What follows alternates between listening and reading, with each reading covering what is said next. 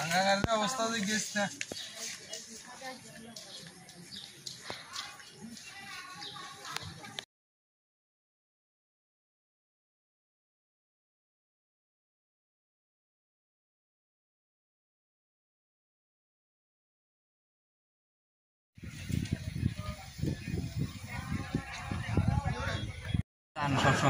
কি নাম তোমার? হ্যাঁ, বাড়ি পাইখোলা। কিন্তু এই ধরনের ঘটনা করছো, এটা কি? না না, এটা আমার অনার্থক আমার ফাঁসা দিতে আছে এইটাতে।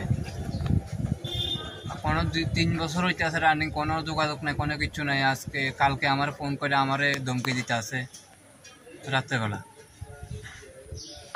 কি হয়েছে না হয়েছে এটা তো জানি না। আমি সারাদিন আমি এই এসএসবি বারটাতে কাজ করি, ইটের টিপ দিই। বাড়িতে যাইতে 9টা-10টা বাজে জায়গা। না, তুমি তো একটা নাবালিকার উপর, আমি ধরছিও না, হ্যাঁ পারেতেও গেছি না কোনোদিন। তাহলে আমি কি করি ইয়া করবো? তুমি ওরে চিনো না? এমনি তো চিনতাম না কিনলে। তো একজনের নামে কি শুধু শুধু কেউ অপবাদ দিতে পারে? আমি কইতাম পারি না কিনলে গায়ে এরকম করছে। আর আমি সব সময় পাইখোলা বাজারটাই বাজার করি, মন্দির বাজার তো আমি যাই না, টোটালে যাই না।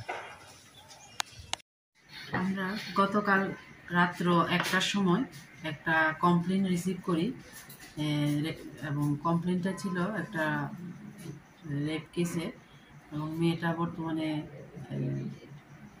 হাসপাতালে চিকিৎসাধীন চলছে, এবং এটাতে পক্সো অ্যাক্ট লাগানো হয়েছে 376 আইপিসি এবং 6 অফ পক্সো অ্যাক্টে আমরা একটা কেস দিয়েছি, এবং সেই মূলে আমরা আসামিকে অ্যারেস্ট করেছি। আসামির নাম অজিত মল্ল, বাবার নাম শঙ্কর মল্ল, এবং তার বাড়ি থেকেই আমরা তাকে অ্যারেস্ট করে এনেছি। এখন আমরা তাকে কোর্টে ফরওয়ার্ড করব। বাড়ি কোন জায়গায় শঙ্কর মল্লের? শঙ্কর মল্লের বাড়ি পাইখোলা। কালকে রাত্রেই অ্যারেস্ট করছে। কালকে রাত্রে